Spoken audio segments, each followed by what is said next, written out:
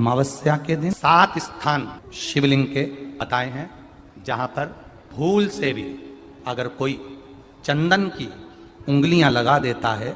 7 स्थान ऐसे हैं जहां चंदन की मात्र उंगलियां लगा देने से ही शिव पितृलोक के पितरों को मुक्ति प्रदान करके वैकुंठ लोक का निवास दे देते हैं। 7 स्थान, और वो 7 स्थान जो चंदन के बताए गए हैं।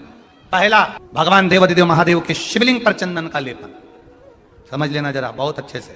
को लगता है स्वप्न में कोई मुर्दे दिख रहे हैं, या कोई जल रहा है, या कोई मर रहा है, या कोई चला गया है, ऐसा भय लगता है। बच्चों को मानी भेजूंगी ऐसा हो जाएगा, पति को मानी भेजूंगी ऐसा हो जाएगा, कोई हमारे कोई गलत तो नहीं कर रहा है, आपको लगता है। 7 स्थान चंदन के बताए महाराज। पहला शिवलिंग।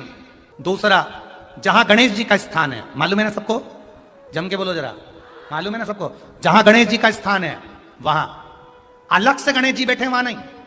शिवलिंग में जलाधारी के ठीक सामने राइट में गणेश, लेफ्ट में कार्तिकेय, बीच में अशोक सुंदरी। तो पहला चंदन बाबा के शिवलिंग पर, दूसरा गणेश जी पर चंदन की उंगली, तीसरा षडानंद कार्तिकेय पर चंदन की उंगली, चौथा अशोक सुंदरी पर चंदन की उंगली, पांचवा जलाधारी पर चंदन की उंगली, छठा जो शिवलिंग का जल बह रहा है इसके ठीक विपरीत की ओर चंदन की उंगली, और 7वां चंदन नंदी के मस्तक के ऊपर जो 2 सींग लगे रहते हैं उस पर चंदन की उंगली। ये कब लगाई जाती है? या तो अमावस्या के दिन। आपको लगता है कि हमारे पूर्वजों का उद्धार नहीं हुआ, हमारे पूर्वजों का कल्याण नहीं हुआ, कहीं अधोगति में कोई चला गया है, उसका बस एक बार, रोज नहीं जरूरत है, प्रतिदिन जरूरत ही नहीं।